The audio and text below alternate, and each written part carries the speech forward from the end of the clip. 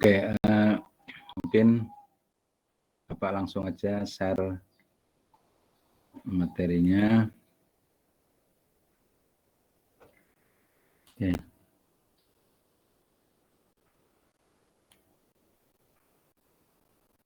Cukup jelas ya?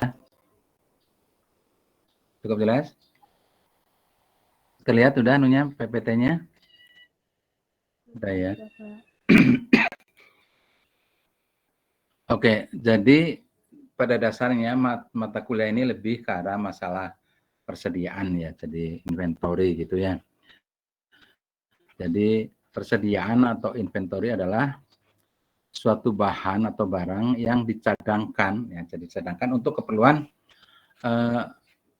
tujuan tertentu, misalnya untuk pelayanan retail ya atau penjualan, atau bisa juga untuk keperluan untuk sebagai feeder, sebagai masukan daripada suatu proses produksi gitu ya. Nah, dalam hal ini persediaan itu bisa berupa barang jadi, ya kan? Sebagai contoh, misalnya tadi kita lihat katakanlah yang langsung kita jual kepada customer, kepada pelanggan, atau mungkin bahan mentah ya, terutama dalam proses produksi, ya, atau barang yang dalam proses produksi atau suku cadang, misalnya katakanlah misalnya dalam perakitan itu juga termasuk sebagai barang persediaan gitu. Jadi kemungkinan jenis barangnya itu bisa terjadi sudah ready to use gitu ya, tadi dipergunakan untuk dijual atau untuk diapa gitu ya. Tapi bisa juga berupa bahan mentah yang nantinya akan dijadikan proses produksi, atau bisa berupa suatu suku cadang. Nah, dalam hal persediaan itu sendiri, itu sebetulnya tujuannya itu apa sebetulnya? Penuan tujuannya adalah tadi kalau misalnya retail, ya maka secara otomatis penjualan barang kembali, retail gitu ya. Atau bagian proses produksi perakitan, atau untuk suku cadang dari suatu peralatan atau mesin. Ya, jadi dalam inventory ini sebetulnya sangat luas ya, sangat luas dalam konteksnya gitu.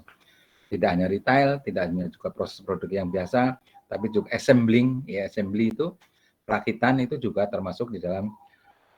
Karena apa? Sebagaimana kita ketahui, kalau misalnya suatu usaha perakitan ada satu komponen yang mungkin tidak tersedia, maka proses perakitan itu sendiri akan terkendala gitu kan gitu. Ya, jadi bisa juga berupa suku cadang gitu ya. Terus tujuan inventory atau persediaan itu untuk merencanakan dan mengendalikan tingkat persediaan barang agar dapat melayani kebutuhan atau permintaan dari waktu ke waktu, gitu ya. Jelas itu. Jadi serta dapat meminimumkan biaya total perusahaan atau memaksimalkan keuntungan perusahaan. Jadi dalam konteks ini kita tidak sekedar mampu untuk melayani, tapi untuk memaksimalkan mungkin proses keuntungannya, atau mungkin katakanlah waktu prosesnya atau apalah, misalnya ada suatu fungsi tujuan tertentu gitu. Jadi tidak sekedar dalam hal ini tidak sekedar prosesnya berjalan, tapi dengan konsep yang optimal gitu ya. Nah, melayani kebutuhan itu dalam hal tadi katakanlah misalnya tadi kan kalau misalnya barang jadi secara otomatis layanan pelanggan. Tapi kalau misalnya merupakan feeder daripada proses produksi atau mesin produksi yang lain, maka itu merupakan dalam hal proses produksi. Tapi juga dalam hal ini kebutuhan tersebut itu untuk mengantisipasi, ya kan, terjadinya stock out, ya. Jadi konteks ini sebetulnya tergantung pada tujuan daripada inventory itu sendiri, ya. Jadi sebagai contoh misalnya, kalau misalnya perusahaan kita sebagai manajernya gitu misalnya, mana yang lebih diutamakan? Apakah mengutamakan service level yang tinggi misalnya, berarti stock out levelnya itu sangat rendah gitu misalnya. Jadi kemungkinan terjadinya stock out itu artinya apa? Semakin kecil kita stock out, maka akan semakin tinggi service levelnya, ya. Tapi dalam hal ini juga kadang-kadang kita ingin menyimpan barang, inventory barang tersebut untuk mengantisipasi terjadinya fluktuasi harga. Itu juga bisa terjadi. Jadi dalam hal ini banyak hal yang kita bisa ambil sebagai objective function, ya. Maksudnya sebagai tujuan daripada fungsinya itu apa gitu. Fungsi tujuan itu apa gitu ya. Tapi yang jelas hal yang sangat fundamental adalah untuk meningkatkan service level. Terus yang kedua, dalam hal ini ekuivalen dengan kalau service levelnya semakin tinggi, semakin rendah juga stock out-nya. Ya, ya cukup barangkali cukup jelas ya. Kalau ada pertanyaan langsung aja ya. Kalau silakan aja diinterupsi ya. Sekarang alasan melakukan persediaan adanya unsur ketidakpastian permintaan. Ya, dalam hal ini tadi yang walaupun misalnya katakanlah kita menggunakan model deterministik yang pasti misalnya ya. Katakanlah misalnya kebutuhan akan permintaan barang misalnya oleh customer atau oleh proses produksi sekian per tahun. Permasalahannya adalah bahwa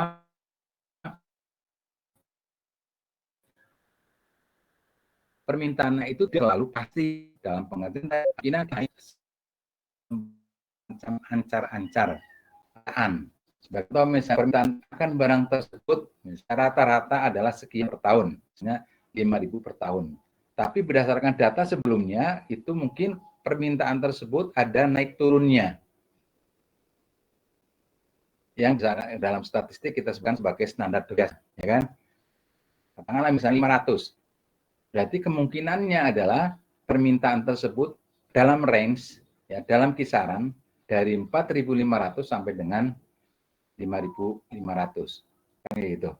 Ya, jadi di situ ada ketidakpastian tentang permintaan. Kalau misalnya ternyata katakanlah misalnya lebih rendah daripada itu, ada kemungkinan tidak terjadi stock out gitu kan itu.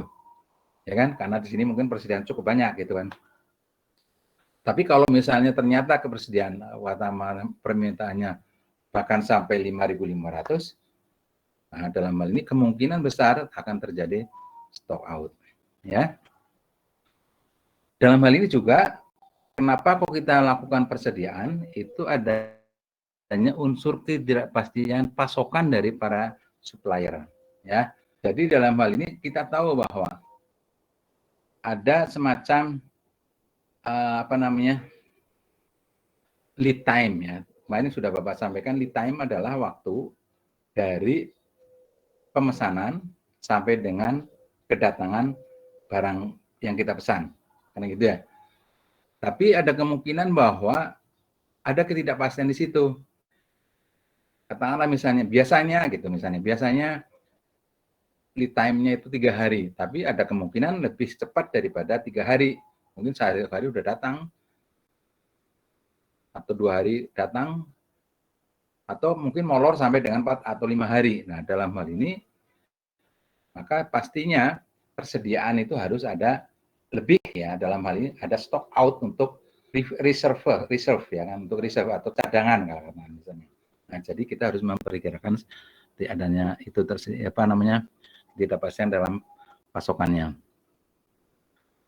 Demikian juga dalam hal ini, nah terus juga dalam hal ini ketidakpastian pasokan itu sendiri juga ada kemungkinan katakanlah misalnya jumlahnya yang tidak mencukupi, tidak cuma sekedar waktu kedatangannya ya. Maksudnya lead time tadi, kalau tadi lead time-nya ya, tapi di sini juga ada ketidakpastian pasokan. Maksudnya mungkin begitu kita order mungkin tidak datang secara langsung, tidak cuma waktunya, atau mungkin bahkan tidak tersedia, seperti gitu ya. Oke. Nah, terus sekarang kegunaan daripada persediaan itu sendiri sebetulnya minimal itu adalah mengurangi risiko keterlambatan datangnya barang. Dalam hal ini terutama dalam hal retail gitu ya,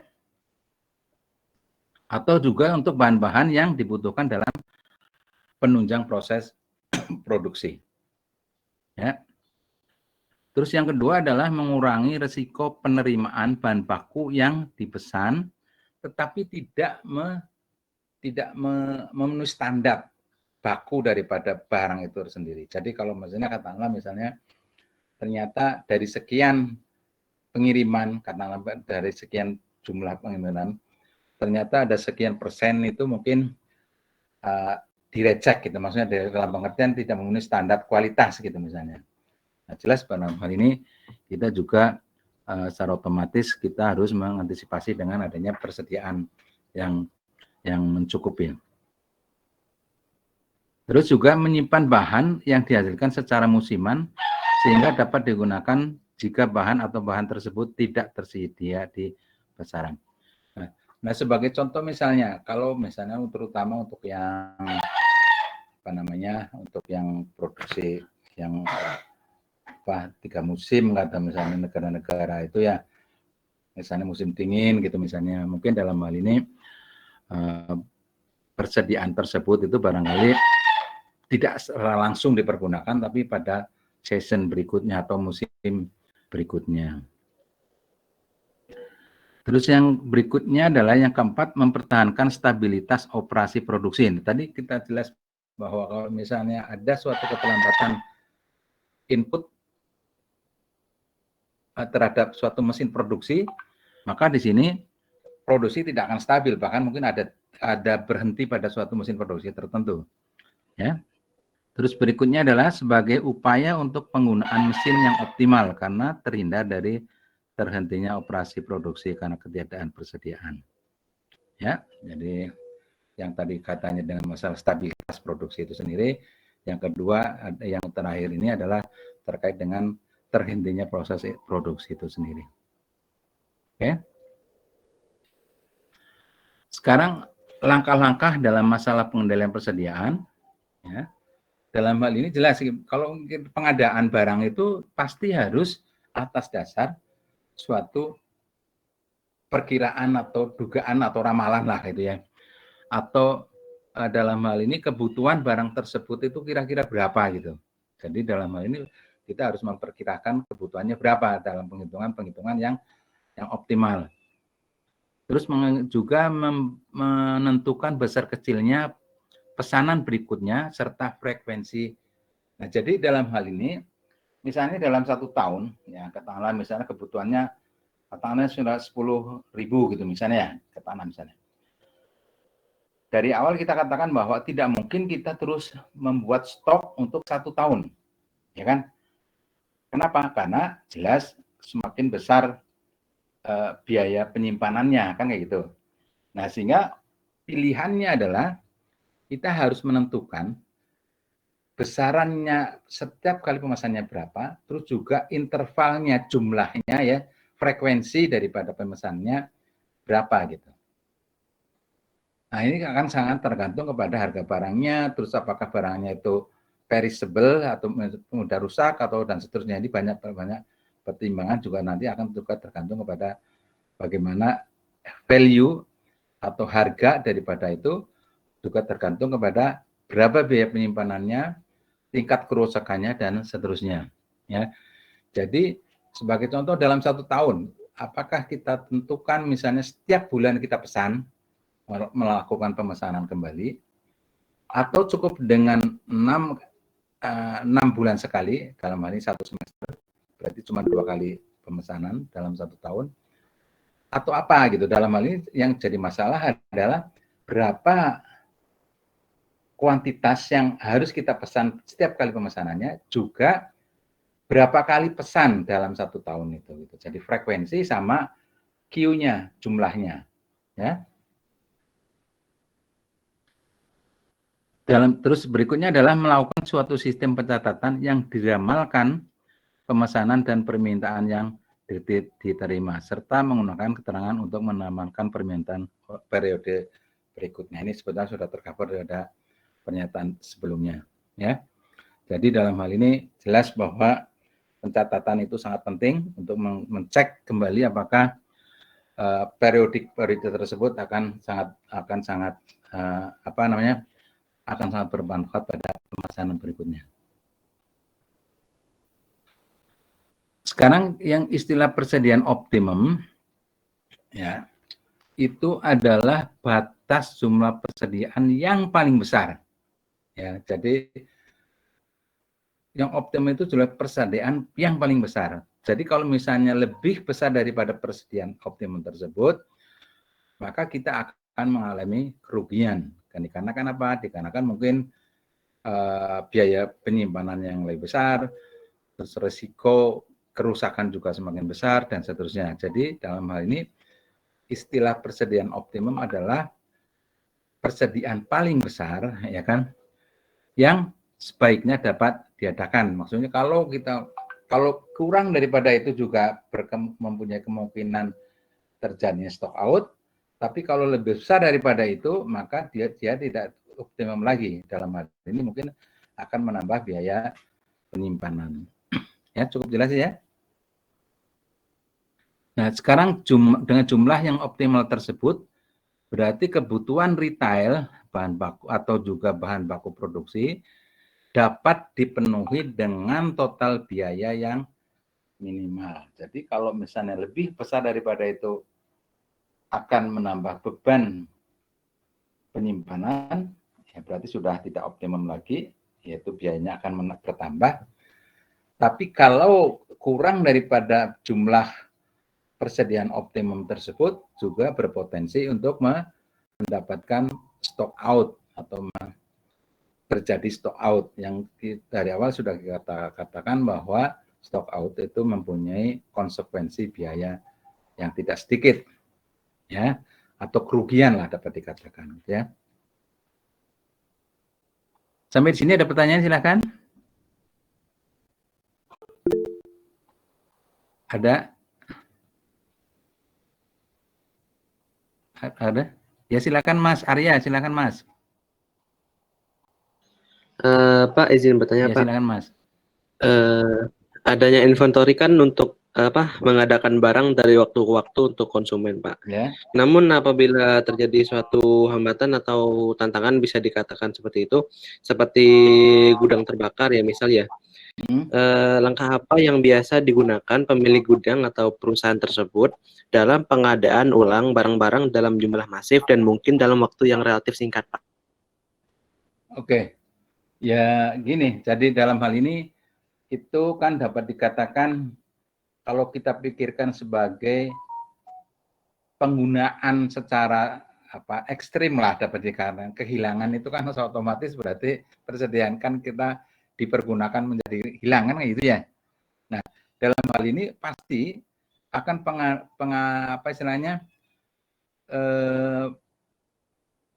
pengadaan kembali dari awal itu, Mas. Jadi start daripada manajemen itu sendiri harus mulai dari awal gitu. Berarti dari nol gitu. Maksudnya berarti cycle kan gini, kalau persediaan itu adalah suatu proses yang terus-menerus gitu ya. Nah, jadi katakanlah misalnya dalam satu periode mungkin bulanan misalnya. Bulanan sekarang pada saat itu pada akhir bulan misalnya persediaan tinggal sekian. Nah, berarti pada bulan berikutnya otomatis persediaannya itu kebutuhan untuk mengadakan persediaan full itu pasti akan total persediaan maksimum dikurangi dengan keberadaan persediaan sekarang, gitu ya. Nah, dan seterusnya dia akan selalu merambat gitu pada periode berikutnya. Nah, sekarang kalau terjadi kebakaran misalnya, artinya apa? Artinya persediaannya nol, habis sama sekali. Ya, atau mungkin bisa dikatakan sebagai digunakan use up gitu, use up dalam digunakan secara penuh itu, atau mungkin ya jelas digunakan tapi tidak produktif gitu ya, hilang kan. Nah, berarti yang dilakukan adalah penghitungan penjadwalan kembali dari nol. Dapat dikatakan proses inventory sebelumnya itu sudah hilang sama sekali. Yang ke depan kita dimulai dari nol lagi gitu, Mas. Jadi tidak ada carry on gitu. Kalau dalam proses yang normal itu kan berarti persediaan yang pada akhir bulan itu akan dipakai sebagai persediaan pada periode berikutnya, yaitu pada bulan berikutnya, sehingga kebutuhan pemesanannya itu akan pemesanan optimal dikurangi dengan jumlah yang persediaan sekarang. Karena itu yang masih tersedia pada bulan sebelumnya. Dan sudah carry on gitu. Tapi kalau sampai kebakaran, secara otomatis perencanaan untuk inventory itu mulai dari nol kembali gitu Mas. Cukup jelas Mas? Mas Arya? Cukup Pak. Oke. Cukup Ya, Pak. ya, Apakah makasih saya Mas. boleh bertanya lagi Pak? Ya silakan Mas Arya. Ya. Nah, lanjutan dari gudang terbakar itu kan berarti ibarat inventory itu udah benar-benar habis terpakai semua, namun menghasilkan apa? Tidak mengalami keuntungan, namun malah kerugian gitu kan Pak? Ya pasti ya. Nah, apakah disarankan apabila seorang pemilik gudang atau perusahaan itu memiliki inventory lain di tempat lain, Pak? Oh gitu. Oh ya ya. Oh, gini, jadi asumsi bisa gini. Maksudnya gini, itu yang disebut sebagai multiple inventory. Jadi maksudnya ada gudang yang secara paralel, mungkin lebih dari satu gitu ya, itu mensuplai ya kan proses daripada mungkin retail atau mungkin apa namanya atau mungkin produksi gitu kan. Jadi kalau misalnya feeder yang satu, misalnya gudang satu itu terjadi kesalahan misalnya seperti habis sama sekali, maka dia bisa disuplai dari gudang yang lain. Itu namanya sebagai multiple inventory, Mas. Ya. Itu proses model multiple inventory. Jadi maksudnya inputnya itu lebih dari satu. Begitu sini file untuk mensuplai, maka akan disuplai oleh gudang yang lain. Jadi nanti proses retailnya atau mungkin proses produksinya akan tetap berjalan. Gitu. Gitu, Mas. Baik, paham Bapak. Terima kasih, Pak. Terima kasih, Mbak. Mas. Ada yang lain silakan. Ya, Mbak Uswatun, silakan, Mbak. Izin bertanya, Bapak, saya Uswatun dengan NIM K1B021031. Bagaimana cara meminimalisasi kerugian, misal akibat supplier yang bermasalah seperti itu, Mbak? Seperti kemarin saat pandemi kan otomatis stok barang akan tidak stabil gitu. Bagaimana strategi agar perusahaan tetap stabil berjalan? Apakah dengan menekan jumlah produksi atau dengan memanajemen persediaan di gudang secara optimal dengan space yang terbatas seperti itu, Pak? Oke, ya. Nah, ini sebetulnya juga mirip-mirip dengan yang tadi. Jadi maksudnya kalau kaitannya tadi adalah gudangnya itu sendiri sehingga menggunakannya itu menggunakan multi storage gitu ya, multi inventory atau storage jadi. Tapi yang ini yang Mbak apa namanya Mbak Uswatun ini kan feedernya, maksudnya dari suppliernya gitu. Itu juga bisa menggunakan seperti tadi multi supplier gitu. Maksudnya kalau berarti kita dalam hal ini pemesanannya itu bisa terjadi dua gitu. Maksudnya ada alternatif gitu. Jadi kalau masyarakat, nah, tapi dalam hal ini tetap harus diperhitungkan tentang tadi. Jadi lead time jangan sampai karena misalnya lead time itu misalnya karena lead time-nya rata-rata 3 hari gitu ya. Kita tidak bisa memesan kepada supplier lain, ya kan, selama belum ada kepastian bahwa supplier yang pertama itu gagal untuk mensuplai barang ke kita. Ya, jangan sampai yang terjadi malah sebaliknya.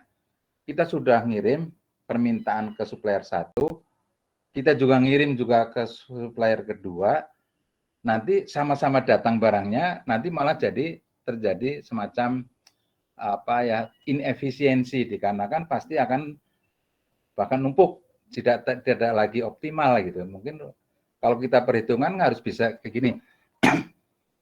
Untuk terjadinya out of stock ya, atau kelangkaan barang selama periode lead time pemesanan sampai dengan harusnya kedatangan itu tidak terjadi kedatangan barang, kan kita bisa menghitung nih berapa kerugiannya kalau terjadi stock out, ya kan?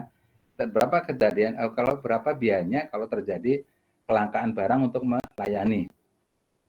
Nah, sekarang kalau misalnya untuk mengantisipasi hal tersebut terus kita memesan yang kedua, ya kan? Terus nanti ternyata juga akan datang juga, kemungkinan itu akan lebih merugikan atau lebih tidak efisien kalau terjadi barang menumpuk, berarti kan ada Q2, ada kuantitas, misalnya memesan barang 100 unit, dari yang kedua juga 100 unit, secara otomatis numpuk nih, padahal optimalnya cuma 100 unit. Nah, nanti penumpukan barang tersebut kan ada konsekuensi menyimpan nih, ya enggak? Nah, itu bisa dihitung, Mbak. Bisa dihitung bagaimana sih pilihan yang terbaik berapa, yang mana gitu. Nah, itu juga akan sangat tergantung kepada konteksnya terhadap jenis barangnya. Kalau misalnya ternyata harga penyimpanannya sangat murah itu misalnya, mungkin tapi tetap tidak optimum. Gitu. Mungkin akan lebih bagus tetap menunggu sampai dengan kedatangan barang tersebut. Begitu lead time-nya habis dengan risiko tadi ya, begitu dengan risiko terjadinya stock out, baru kita akan mengambil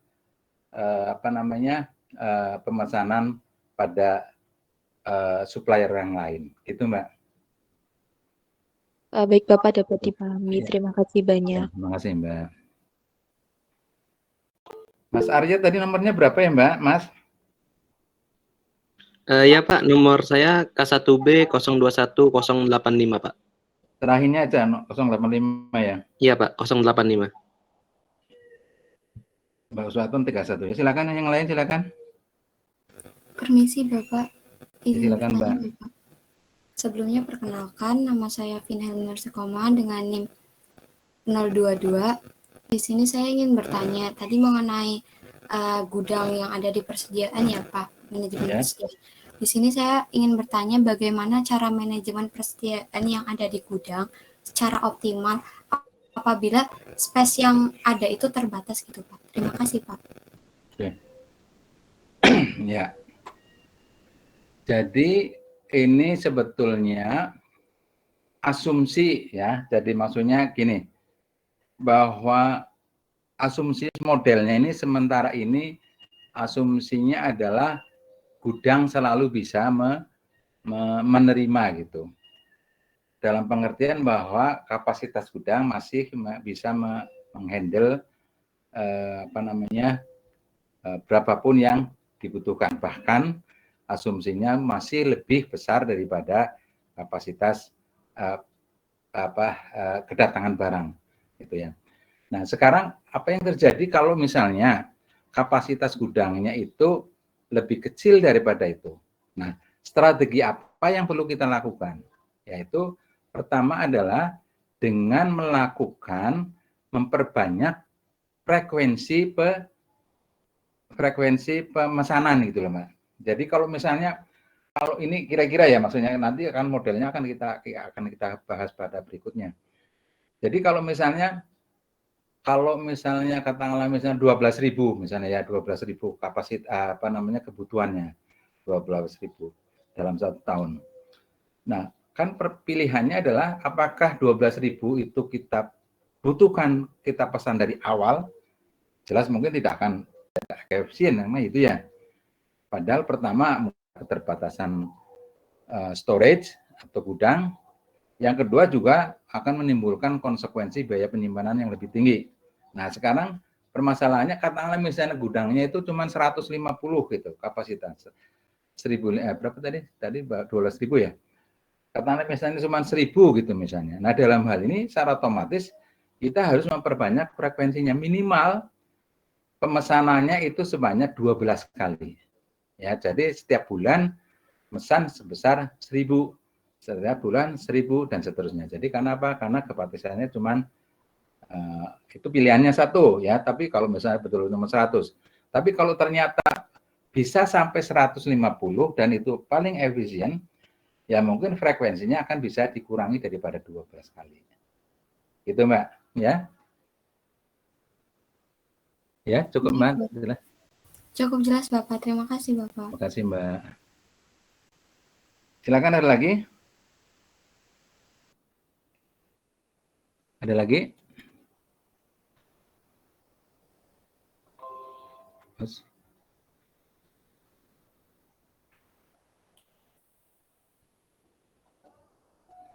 Oke, kita lanjutkan ya.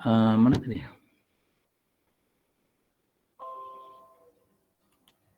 Oke. Agar tingkat persediaan optimal dapat dicapai, maka diperlukan pertimbangan sebagai berikut. Berapa jumlah persediaan yang harus dipesan agar pemesanan tersebut ekonomis? Yang kedua, kapan dan berapa jumlah bahan tersebut akan dibeli, ya, akan diadakan. Terus kapan akan mengadakan pemesanan dan pembelian kembali. Jadi di sini kaitannya dengan masalah jumlah atau kuantitas ya yang harus dipesan. Yang kedua itu waktunya kapan, ya kan? Terus periodenya berapa?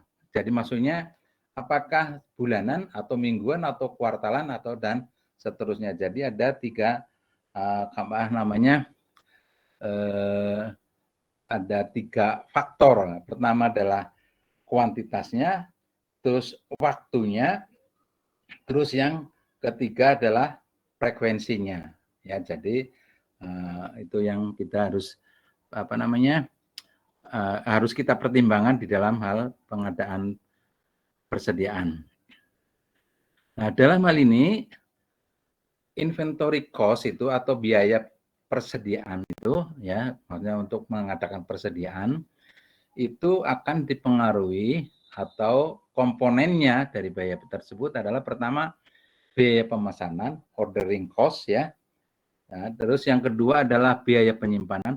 Nah, dalam pemesanan di sini adalah apa ya istilahnya, pemesanan itu bisa berupa ya kalau zaman dulu kan ada semacam kayak kontrak pembelian gitu ya misalnya, atau mungkin juga ada kayak semacam kayak semacam auction ya atau penawaran dan seterusnya itu. Terus juga di situ juga ada biaya purchasing, pembeliannya itu sendiri, harga barang itu sendiri ya. Jadi itu termasuk dalam biaya pemesanan. Terus biaya yang lain adalah masalah biaya penyimpanan itu sendiri. Jadi setelah kita dapatkan barang, maka dalam hal ini penyimpanan itu akan kita perhitungkan. Nah, perhitungan daripada biaya penyimpanan itu mungkin bisa dikatakan sebagai per unit barang, ya kan? Walaupun per unit barang itu mungkin terdiri dari misalnya biaya sewa gedung, biaya misalnya listrik dan seterusnya, itu termasuk include di dalam situ. Tapi di dalam kenyataannya nantinya akan muncul biaya simpan per unit barangnya, gitu ya. Jadi katakanlah nanti bisa dihitung misalnya sewa gudang sekian meter kubik gitu misalnya sekian misalnya ya. Terus nanti padahal kita memasukkan barang sekian unit dari sekian kubik itu muncul jumlah barangnya sekian. Nanti kita bisa breakdown menjadi berapa sih biaya penyimpanan daripada masing-masing unitnya ya. Terus yang ketiga adalah biaya stock out. Ya, tadi atau waktu kuliah sebelumnya kita sudah mengatakan bahwa biaya stock out itu tidak sekedar biaya, ini tergantung barangnya juga ya. Tidak sekedar biaya dikarenakan hilangnya keuntungan, ya kan? Keuntungan yang mestinya didapat dari proses bukan retail ya atau penjualan, tetapi juga mungkin kehilangan dikarenakan adanya kayak semacam trust. Trust itu maksudnya apa? Kepercayaan customer terhadap kita, ya kan? Itu untuk yang retail. Kalau untuk yang katakanlah misalnya proses produksi itu lebih kompleks lagi. Sebagai contoh misalnya, karena adanya kelangkaan barang untuk feeder atau masukan ya, input daripada suatu mesin produksi, maka seluruh rangkaian produksi itu akan terhenti. Nah, di situ akan kita bisa hitung berapa biayanya. Kenapa harus diperhitungkan? Karena misalnya sebagai contoh misalnya, karena mesinnya udah jalan, ya tidak jalan maksudnya, secara otomatis tenaga operatornya itu kan harus dibayar nih, bukan terus ini mesinnya mati nih, kalian nggak usah kerja aja gitu, nggak seperti itu. Karena apa? Karena biasanya tenaga itu sudah dibayar dalam minimal 1 hari kan gitu. Ya tidak terus semena-mena karena mesin mati suruh pulang gitu. Nah dalam hal ini jelas itu suatu kerugian, ya kan? Itu minimal salah satunya seperti itu. Terus juga biaya tentang dengan kapasitas produksi dan kapasitas penyimpanan dan seterusnya.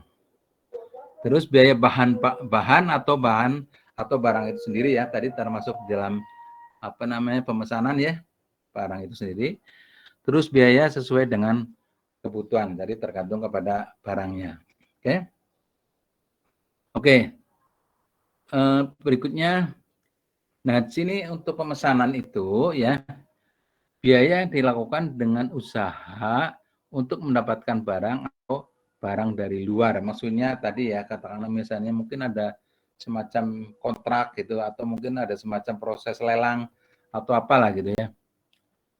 Dalam hal ini biasanya berupa biaya penulisan, biaya proses pesan, biaya materai, biaya faktur ya. Jadi kalau misalnya tadi ya, misalnya kalau pembelian mobil, terutama sekarang itu hampir semua ya, terutama barang-barang yang valuable ya, yang harga ya, kayak motor, mobil gitu kan ya. Terus barang-barang elektronik itu biasanya ada fakturnya. Nah, itu biaya fakturnya ada gitu. Dan nanti akan diterbitkan juga surat fakturnya. Ya kan itu, kalau kalian masih ingat, kalau motor gitu ya terutama ya, itu kan mesti ada faktur. Faktur itu proses pembelian gitu. Di luar harga barangnya kan. Terjadi dalam hal ini seperti itu. Terus juga biaya pengawasan dan juga biaya transportasi itu termasuk dalam biaya pemesanan. Nah, dalam hal ini sifat biaya pemesanan adalah semakin besar frekuensinya ya, itu semakin besar biaya pemesanan yang harus dikeluarkan. Ya karena gitu ya. Jadi kalau sebagai contoh misalnya tadi Bapak sampaikan bahwa andaikan kebutuhan atau demand barang tersebut misalnya 12.000 1 tahun gitu ya. Kalau cuma dilakukan pemesanan awal saja, sekali saja dari awal, berarti kan biaya pemesanannya itu akan cuma 1 kali. Karena itu ya. Transportnya lah, biaya fakturnya dan seterusnya cuma 1 kali. Tapi kalau kita pesan setiap bulan 12 kali, maka biaya pemesanannya juga akan 12 kali. Jadi semakin banyak jumlah pemesanan, biaya pemesanan akan semakin banyak. Gitu ya. Ya cukup jelas ya. Nah sekarang biaya penyimpanan atau carrying cost ya, atau holding cost ya. Jadi kenapa kok carrying? Carrying dalam pengertian kita sudah dapatkan ini barangnya nih, ya kan? Nah, terus kan harus kita rawat nih, harus kita simpan gitu ya.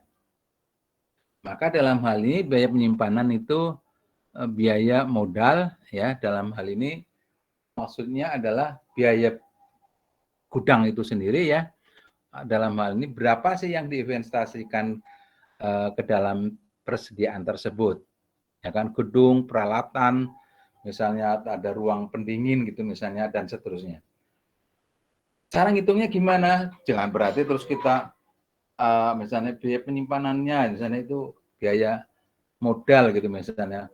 Terus dihitung aja misalnya sekian juta, nanti ditempelkan ke barang itu, enggak seperti itu. Tapi dalam hal ini bahwa pembuatan fasilitas tersebut, pengadaan fasilitas tersebut itu kan dipakai untuk sekian mungkin ratus ribu atau juta barang gitu maksudnya, secara otomatis untuk dalam satu periode 1 tahun gitu misalnya, ya kan kayak gitu. Jadi nanti jatuhnya biaya modal untuk barang tersebut itu berapa per unit barangnya gitu maksudnya. Jadi jangan pikir terus tempeli biaya gedung itu enggak, seperti kalau kayak gitu ya nanti susah ngitungnya kan gitu.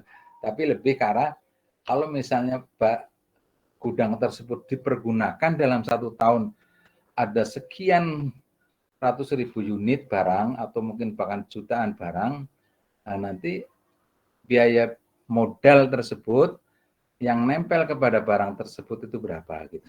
Bisa diperkirakan, bisa. Jadi jangan sampai sekarang berpikirnya secara ini kan manajemen bisnis yang profesional dalam pengertian harus semuanya harus diperhitungkan. Semua harus dihitung, gitu kan ya. Kalau selama ini kan biasanya gitu.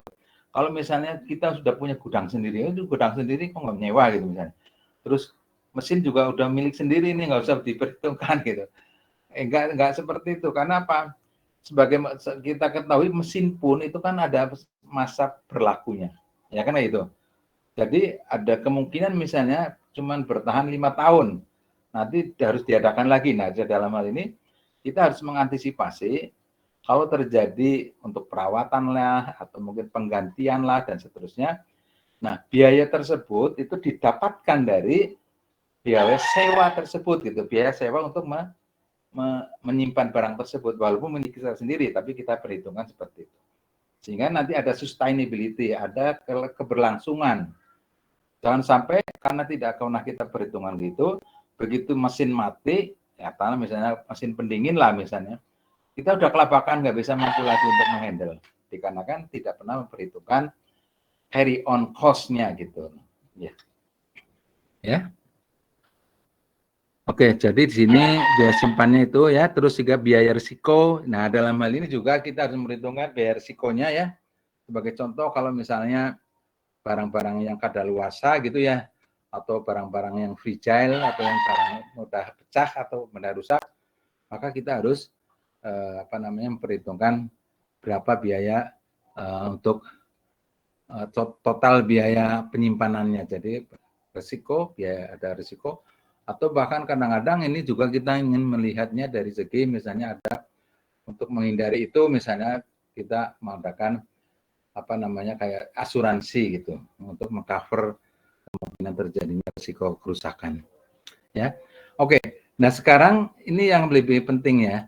Jadi dalam hal ini kita lihat bahwa biaya pesan ya, yang ini ya grafik yang ini ya, biaya pesan semakin besar frekuensinya, semakin banyak pemesanannya, maka akan semakin besar pula biaya pesannya. Kan itu ya. Di lain pihak, biaya simpan itu kalau semakin besar penyimpanannya, semakin banyak frekuensi pemesanannya, maka akan semakin kecil biaya simpannya. Sebagai contoh tadi, kalau misalnya kalau kebutuhan akan permintaan 10.000, ya kan?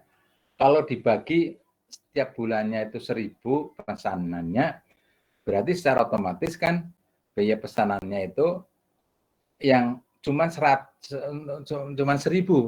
setiap bulannya, 1.000 unit. Tapi bayangkan kalau sekali pesan saja, otomatis harus awal ya, 12.000, maka biaya simpannya itu yang 1.000 mungkin cukup 1 hari, ya satu bulan, tapi yang 9.000 ya berikutnya itu lebih dari 1 bulan. Paling tidak ada 1.000 lagi yang biaya simpannya waktu simpannya sampai berarti berapa?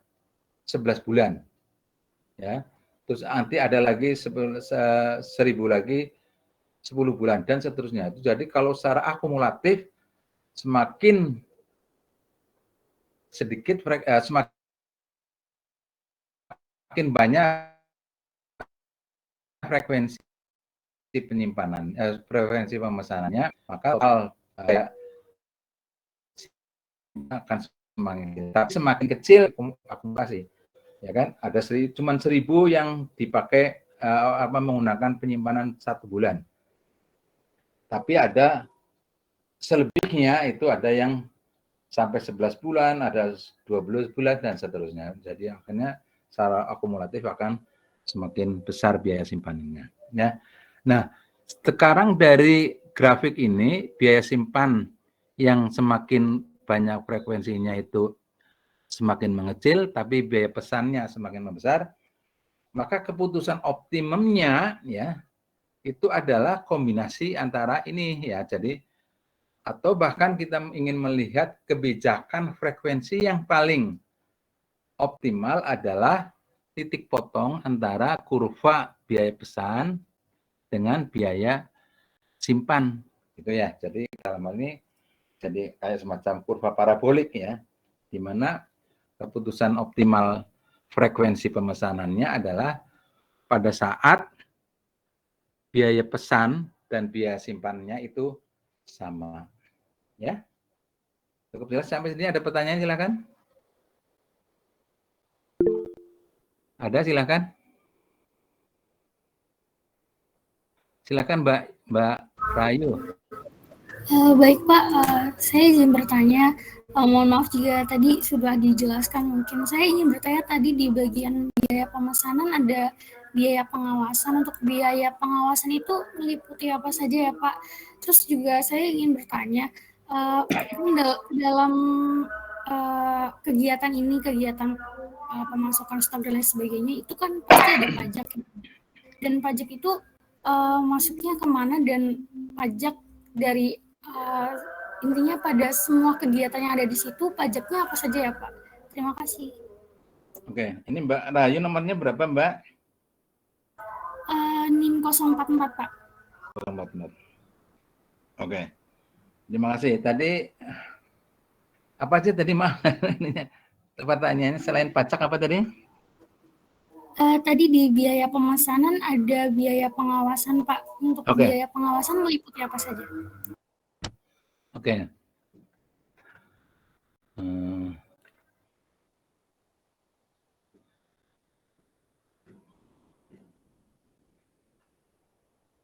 Oke, yang ini ya kan?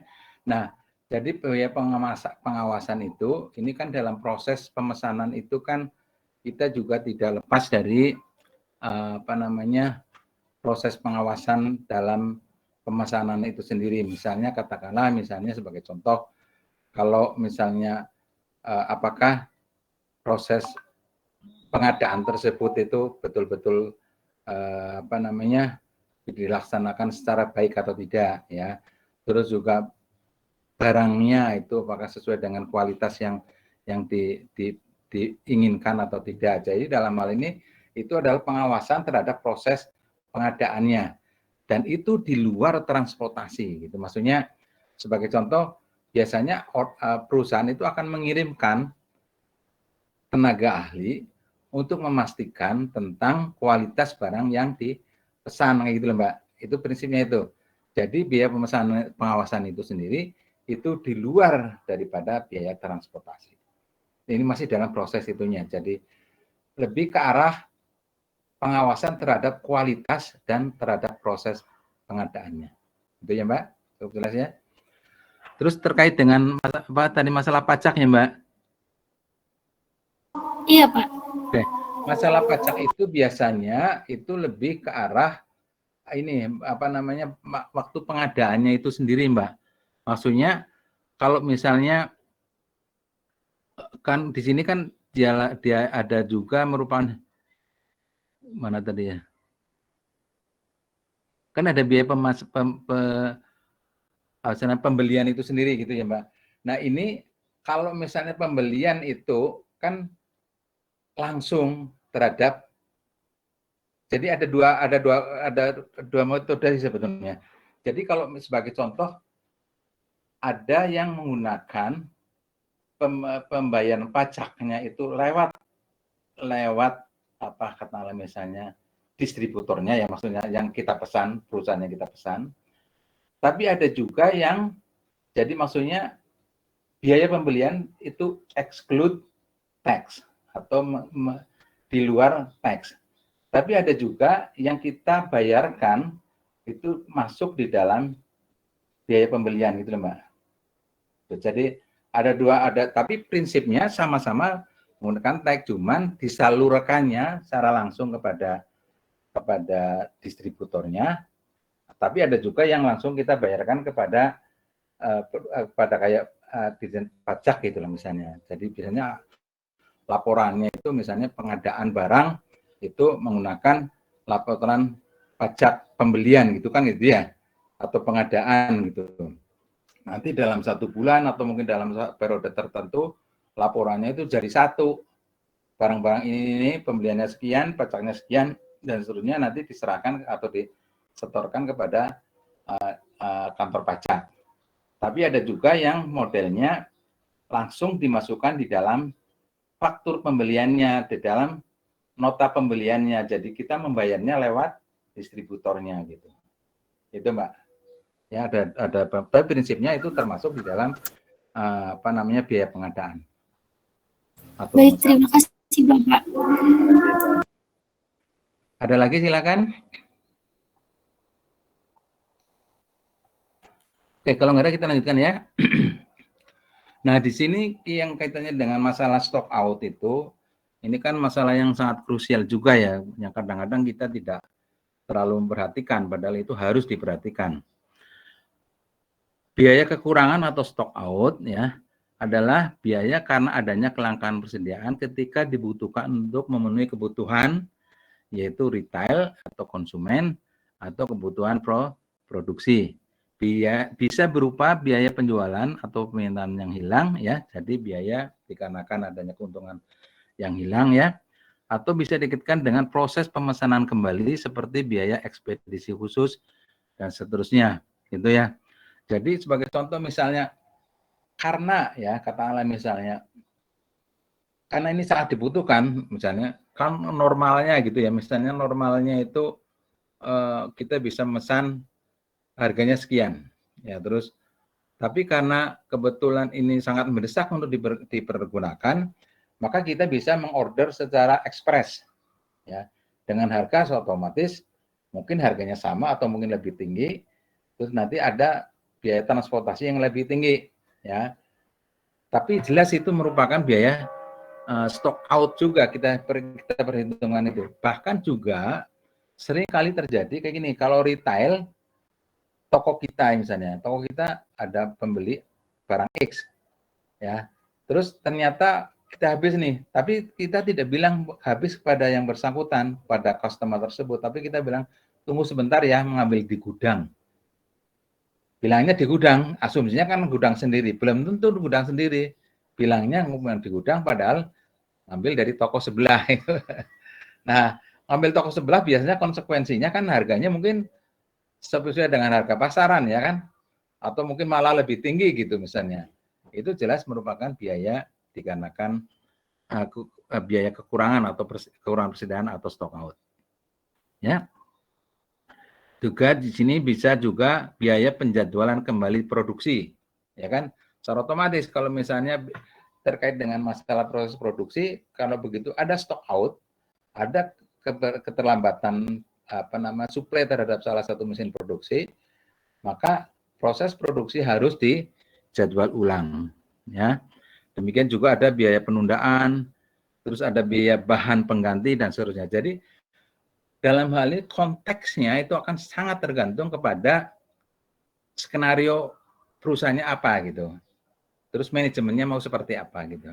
Makanya di sini nanti kalian akan dilatih tadi nanti membuat project dengan asumsi bahwa kalian sebagai suatu manajer produksi atau mungkin sebagai manajer detail atau apa gitu misalnya ya, yang menangani masalah barang, penjualan barang atau mungkin proses produksi barang tertentu, terus nanti gimana cara menghandle masalah persediaan barang tersebut gitu kan gitu.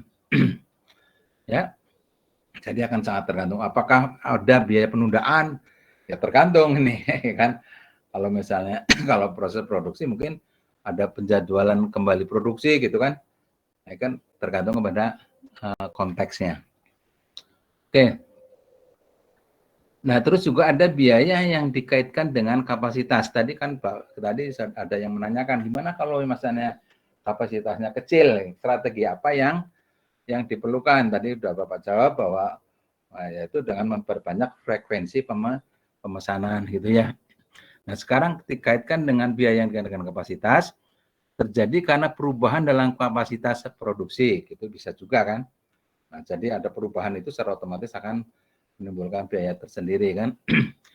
perubahan kapasitas produksi diperlukan karena perusahaan berusaha untuk memenuhi fluktuasi dalam permintaan. Nah, dalam hal ini jelas settingan kembali lah dapat dikatakan. Settingan produksi itu mungkin akan sangat mempengaruhi, akan sangat diperlukan untuk menghadapi fluktuasi permintaan gitu. Misalnya kalau misalnya permintaannya lagi tinggi gitu ya, maka secara otomatis produksi akan diperbesar. Kalau misalnya cukup rendah gitu, maka produksi akan diperkecil. Jadi kapasitasnya akan secara otomatis biaya untuk settingan kembali itu akan ada di situ. Nah, sekarang biaya dengan kapasitas bisa berupa biaya. Nah, secara otomatis ya, kalau ada perubahan kapasitas produksi sebagai contoh ya, maka akan ada timbul masalah dengan biaya kerja lembur gitu secara otomatis. Misalnya katakanlah biasanya katakanlah jam kerja itu 8 jam, untuk mempercepat produksi atau memperbesar produksi, maka mungkin sampai dengan katakanlah misalnya 10 jam atau 12 jam. Berarti 2 jam berikutnya atau 4 jam berikutnya itu harus diperhitungkan sebagai biaya lembur, di mana dalam hal ini maka pasti rate-nya atau ongkosnya itu pasti akan lebih tinggi daripada yang reguler gitu ya, yang biasa gitu. Oke, kira-kira seperti itu. Silakan, ada yang mau tanya, silakan. Sedangkan biaya bahan atau barang adalah dibayarkan untuk biaya barang itu sendiri, maksudnya harganya berapa. Oke, ada yang ditanya, silakan. Ada? Izin bertanya, Pak. Silakan, Mbak. Saya Uswatun dengan NIM 031. Mungkin ini rada ini keluar dari topik tentang biaya gitu, Pak. Ya. Saya ingin bertanya bagaimana memanajemen stok barang yang dalam hal ini barangnya tuh berwujud bahan baku suatu produk misal yang mempunyai masa umur pendek dan riskan, Pak, tetapi demand pasar sedang kurang. Apakah stok barang itu tetap dijadikan produk jadi walaupun demand pasar terhadap produk itu tuh lagi sedikit, atau bagaimana Pak agar meminimumkan tingkat kerugian perusahaan baik dari stok barangnya itu maupun kerugian akibat demand pasar yang sedang sedikit gitu Pak? Gimana tadi, nggak begitu jelas Mbak anunya? Poinnya itu? Jadi poinnya bagaimana kita meminimumkan tingkat kerugian gitu perusahaan baik dari stok barang yang masa umurnya pendek dan riskan itu apakah tetap dijadikan produk jadi walaupun demand pasar terhadap produk itu sedang sedikit, atau bagaimana Pak agar meminimum strategi terbaik agar meminimumkan tingkat kerugian gitu Pak? Oke, ya itu berarti nanti lebih ke arah ya tadi, jadi persediaan itu harus optimal dalam pengertian bahwa persediaan optimal itu sendiri itu sudah untuk mengantisipasi katakanlah misalnya tidak cukupnya pemesanan atau permintaan dari customer itu ya. Jadi dalam hal ini makanya dari awal ya pemesanan itu harus diset, harus diperhitungkan tentang perilaku daripada permintaan. Tadi kan Bapak katakan misalnya permintaan itu tidak selalu deterministik. Misalnya tidak selalu katakanlah misalnya 1 tahun 10.000 gitu enggak.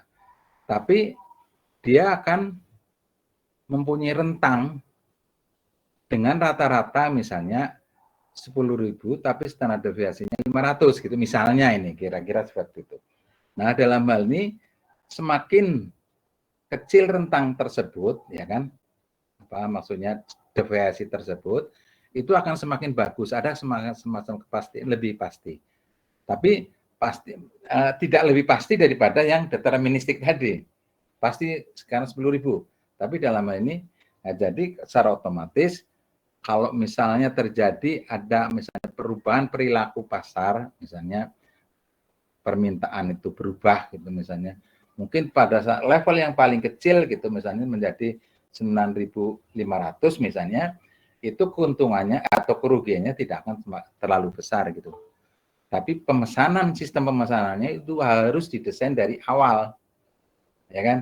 Jadi bahkan biasanya dalam satu periode tertentu, misalnya 1 tahun gitu, ya kan?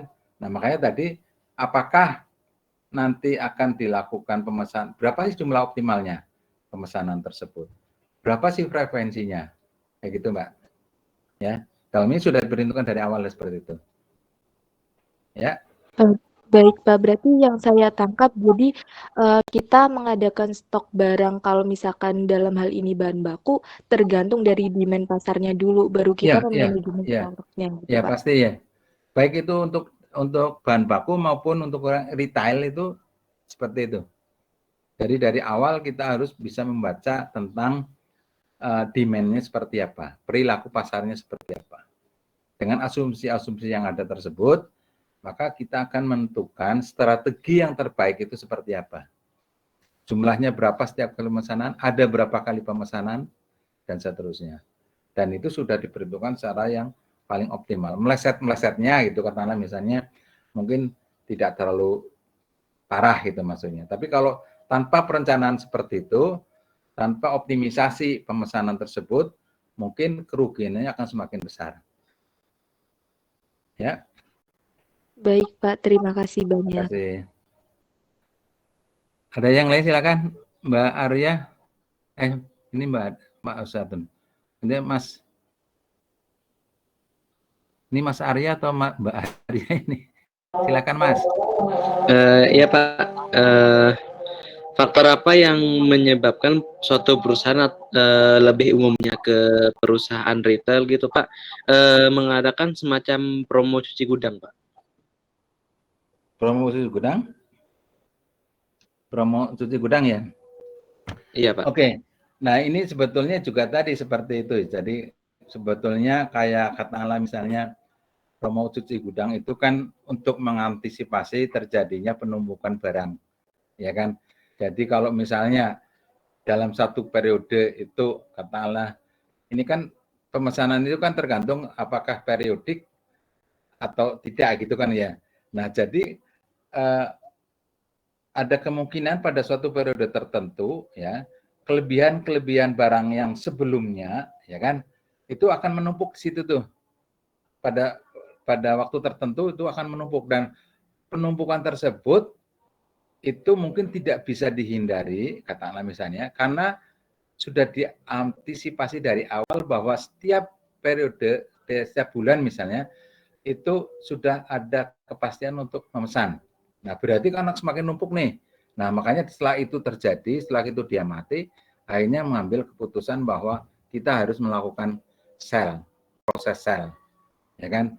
Yaitu dengan menggunakan diskon, penjualan dengan diskon gitu. Gitu Mas, kira-kira seperti itu. Jadi memang akan terjadi seperti itu kalau memang kita sudah dari awal perencanaannya kurang bagus.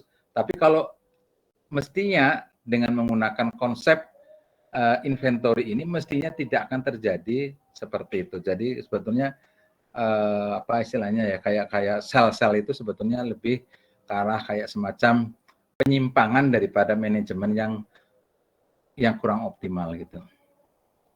Ya Mas, bisa terjadi seperti itu. Baik Pak. Tapi apakah untuk perusahaannya itu akan menimbulkan kerugian atau lebih ke keuntungan ya Pak? Oke. Ya jadi gini sama seperti tadi Mas. Masalahnya kita nggak usah bilang yang sell dalam pengertian dikarenakan penumpukan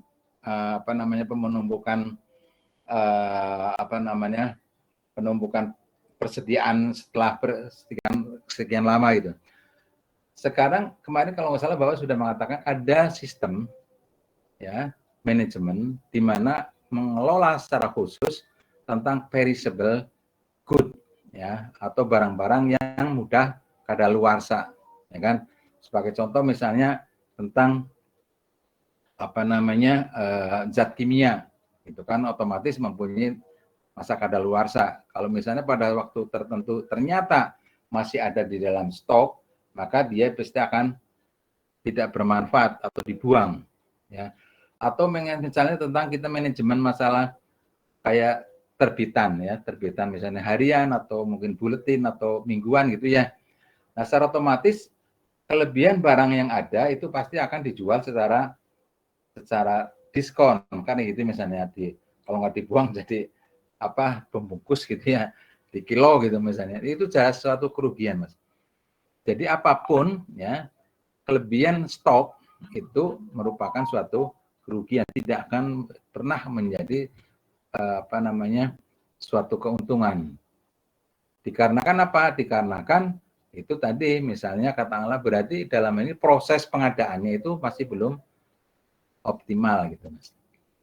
Untuk itulah kita manajemen sumber daya di sini justru berusaha untuk memanage persediaan sedemikian rupa sehingga proses retail atau proses produksi itu mencapai keuntungan yang maksimal. Ya, Mas. Cukup jelas, Iya, Mas? baik Bapak. Terima kasih. Cukup dari saya, Pak. Ya, masih. Oke, mungkin barangkali kita lihat di sini yang kedua ya, materi yang kedua.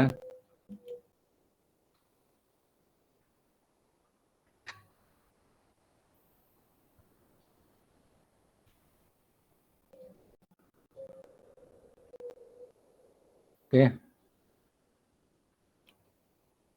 Oke, sekarang sistem pemesanan ya. Pemesanan itu ada order point system, ada order cycle system ya. Yang disebut sebagai order point system itu adalah suatu sistem pemesanan ya kan yang dilakukan setelah mendapatkan mendapatkan angka persediaan mencapai titik tertentu. Sebagai contoh misalnya, kebutuhan satu tahun misalnya permintaan ya, secara otomatis gitu ya. Misalnya katakanlah 10.000 ya kan. Nah, kalau dibagi setiap bulannya berarti kebutuhan satu bulannya ini rata-ratanya ya, kira-kira rata-ratanya. Mungkin 1.000 ya kan. Sehingga kalau menggunakan sistem pemesanan tiap bulan misalnya katakanlah ya, itu secara otomatis maka satu bulan itu full 1.000 ya. Nah, dalam satu bulan itu kan prosesnya itu kan digunakan untuk produksi atau digunakan untuk retail ya, maksudnya berkurang lah ya, persediaan berkurang dengan digunakan oleh penjualan terhadap customer atau mungkin digunakan untuk proses produksi. Nah, sekarang dari 1.000 itu ya, kalau menggunakan sistem order point system itu adalah pemesanan kembali jika persediaan yang ada itu sudah mencapai katakanlah misalnya 200 gitu. Maka begitu persediaannya itu sampai 200, tinggal 200, maka dia harus segera memesan gitu. Ya. Itu satu, itu model yang satu. Terus yang kedua itu adalah order cycle system. Order cycle system itu dia berulang. Biasanya setiap tanggal 5 gitu misalnya, setiap bulan setiap tanggal 5 gitu. Berarti pada saat tanggal 5 maka harus melakukan pemesanan gitu. Bedanya apa?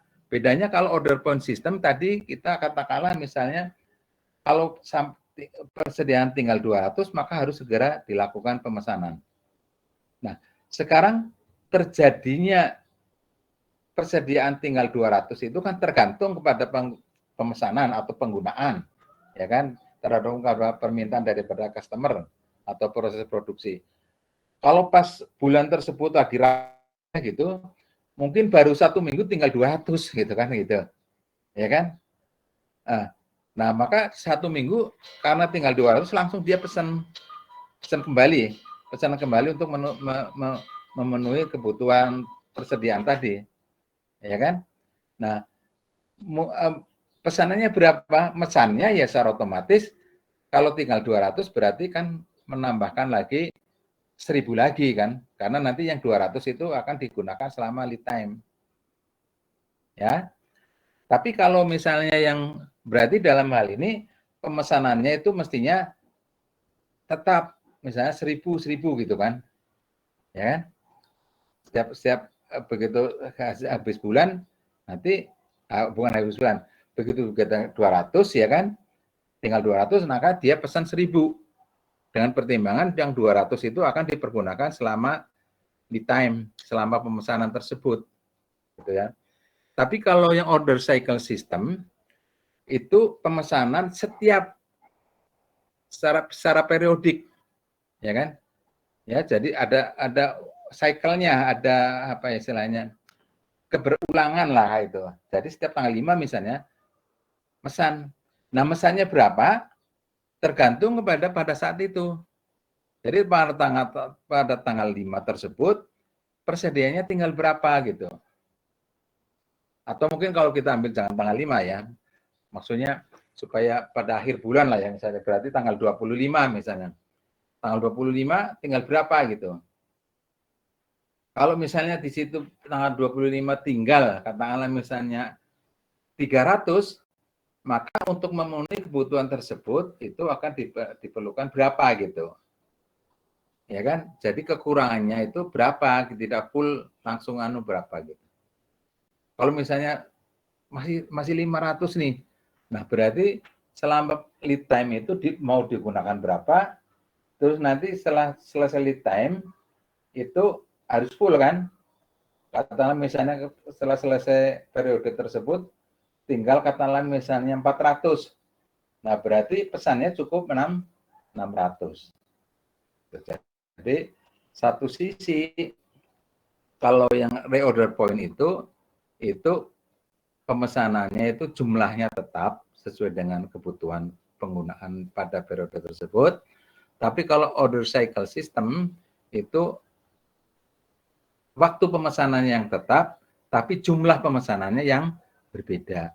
Ya, tergantung pada sisa daripada persediaan tinggal berapa. Oke. Oke, nah sekarang ini Bapak jelaskan lebih detail ya. Jadi pemesanan dilakukan pada waktu tingkat persediaan yang ada mencapai tingkat telah yang ditetapkan. Sebagai tadi misalnya, kalau persediaan kita sudah tetapkan nih, setiap persediaan setiap bulan, kalau persediaan tinggal 200, harus segera pesan. Gitu kan ya, jadi pada saat persediaan mencapai tingkat yang telah ditetapkan misalnya 200. Karakteristiknya daripada sistem ini ya, jika waktu antara pemesanan yang satu dengan yang lain tidak sama, tergantung pada fluktuasi penggunaan barang atau barang antara diadakan pemesanan diadakan sampai bahan yang dipesan terima di gudang perusahaan. Ya, dalam hal ini jelas bahwa nanti waktunya tidak mesti kalau bisa digunakannya cepat gitu ya, maka dalam hal ini mungkin kita harus segera pesan ya, cuman barangnya sama jumlahnya. Sedangkan order cycle system suatu sistem atau cara pemesanan bahan di mana jarak atau interval waktunya itu tetap, sedangkan jumlah bahan yang dipesan selalu berfluktuasi terhadap kondisi saat itu gitu. Oke, cukup jelas ya? Ada pertanyaan silakan. Ada? Oke, kalau nggak ada kita lanjutkan. Nah, sekarang pemesanan, waktu pemesanannya ya. Ada 3 pendekatan. Pertama adalah pendekatan pemesanan kembali yang tadi ya, di order point.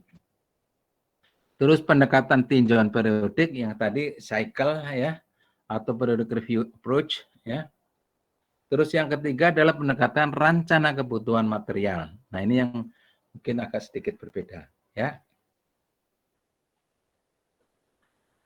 Nah, sekarang terkait dengan reorder point tadi, adalah saat atau titik di mana harus diadakan pemesanan lagi sehingga kedatangan atau penerimaan material yang dipesan tepat waktu ya.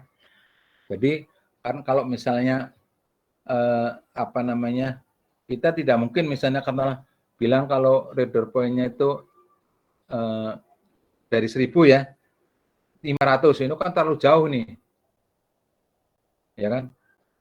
Karena apa? Karena tergantung kepada masa lead time-nya. Kalau misalnya lead time-nya cuma 3 hari misalnya ya, padahal kebutuhannya itu mungkin 1 hari cuman katakanlah misalnya 100 ya kan.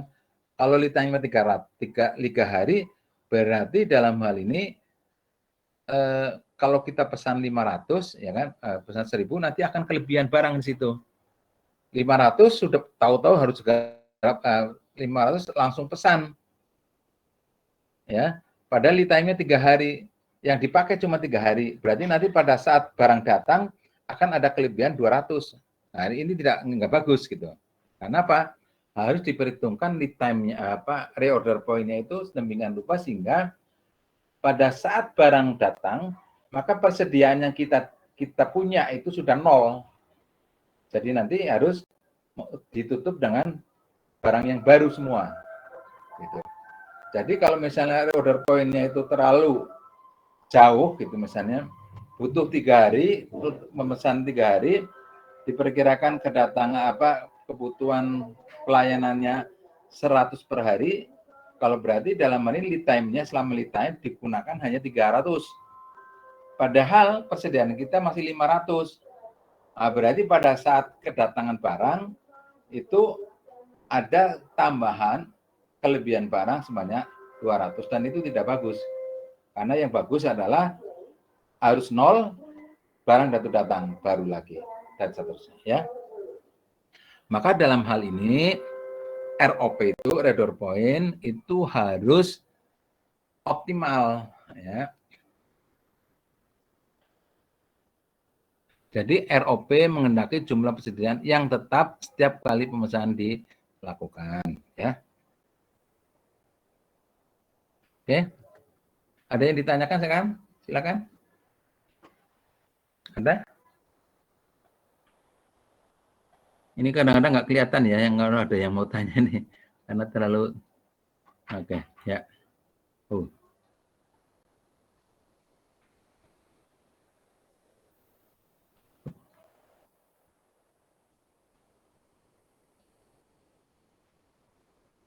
Mana tadi? Ini bukan.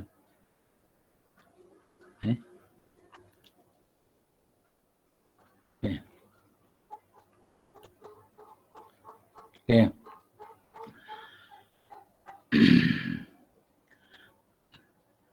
Nah, sekarang unsur-unsur ROP, reorder point itu, ya kan?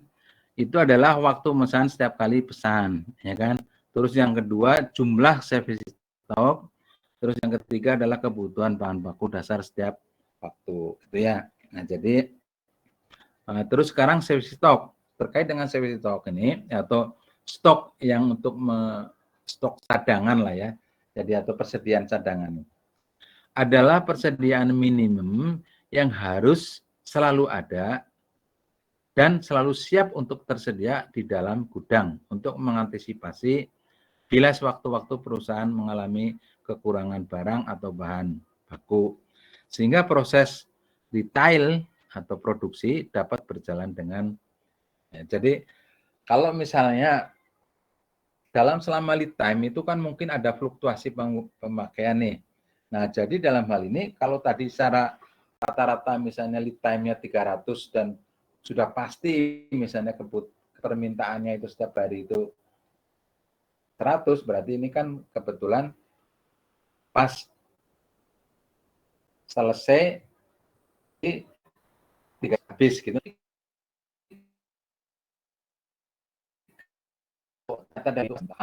Dalam hal ini maka ada kemungkinan kita membutuhkan adanya safety stock, yaitu suatu persediaan untuk mengantisipasi persediaan permintaan yang fluktuatif selama selama lead time, gitu ya. Oke. Tujuan pengadaan safety stock adalah mempertahankan persediaan barang atau bahan guna menjamin keberlanjutan proses retail atau produksi dan menghindari terjadinya kekurangan bahan. Jelas ya? Cukup jelas ya? Oke. Nah, sekarang kita lihat di sini. Reorder point ya. Jadi kalau misalnya ini kan persediaan barang pada awal periode ya ini kan. Jadi ini full ya. Nah, berjalannya dengan waktu ya kan, maka persediaan itu akan turun dikarenakan digunakan untuk pelayanan retail atau untuk pelayanan produksi kan gitu ya.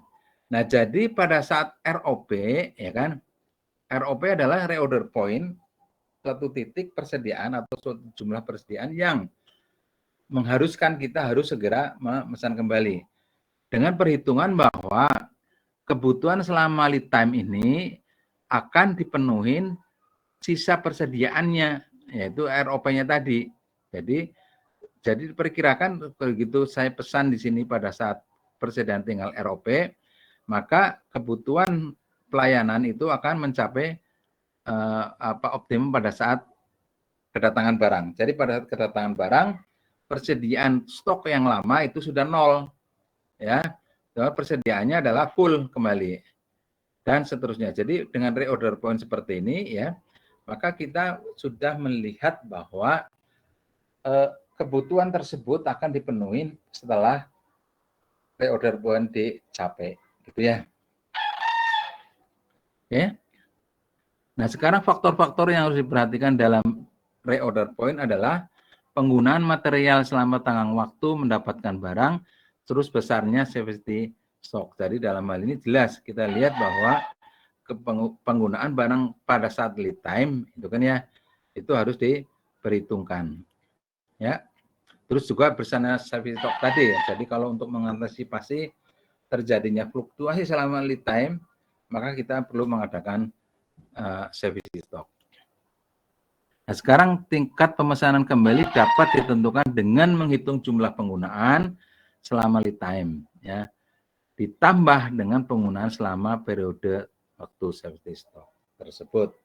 Ya, oke, itu barangkali yang bisa Bapak sampaikan ya. Terus ini Bapak ingin kalian mendengarkan mendengarkan video ini ya, video daripada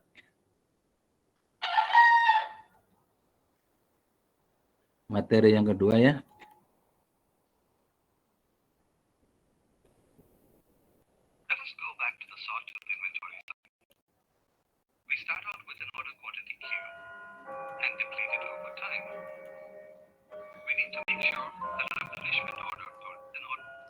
Ya, jadi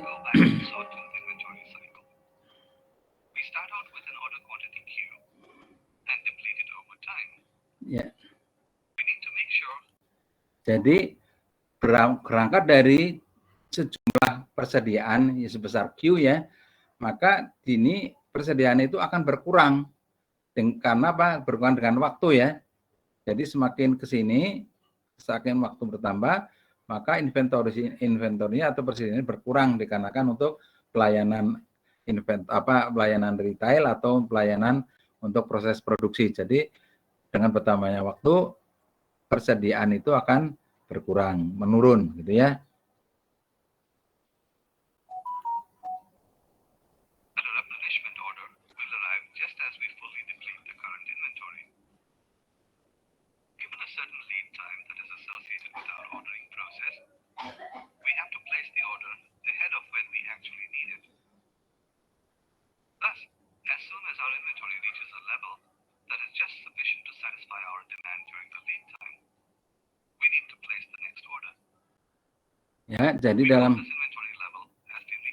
Jadi dalam hal ini karena ini selalu berkurang, maka kita harus menentukan kapan order kembali itu dilakukan, yaitu pada saat reorder point dicapai. Dengan perhitungan bahwa pada saat reorder point tersebut kita pesan, ya, kita melakukan pemesanan, nanti kebutuhan selama lead time, selama jangka waktu antara pemesanan dan kedatangan barang itu akan dicapai, gitu ya.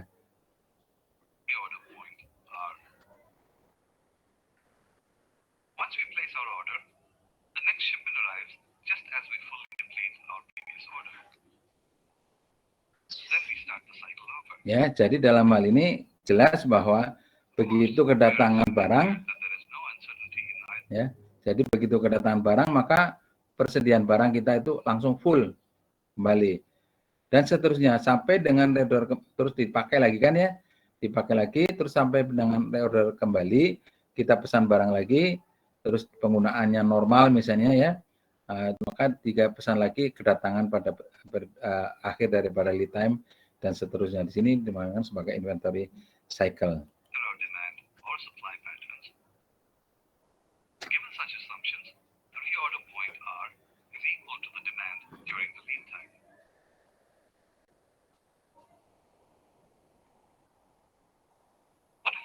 uncertainty in our demand pattern, and we consume the items faster than we anticipated. Oke. Nah, di sini kalau misalnya yang tadi kan kita melihat bahwa kalau terjadi kebutuhan selama lead time itu katakanlah ada kepastian sama gitu ya, sama dengan pembuatan permintaan selama waktu-waktu sebelum lead time, maka kita bisa memastikan bahwa hal terjadi seperti ini, ya kan?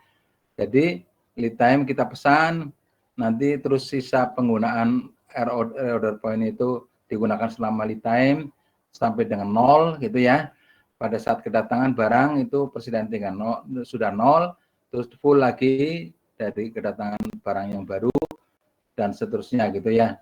Nah, sekarang permasalahannya adalah bagaimana kalau misalnya selama permintaan barang tersebut itu ada ketidakpastian, itu kan masalahnya itu ya. Nah, jadi di sini ya, jadi kalau misalnya permintaan barangnya itu lebih cepat daripada lebih cepat ya, maka akan terjadi seperti ini.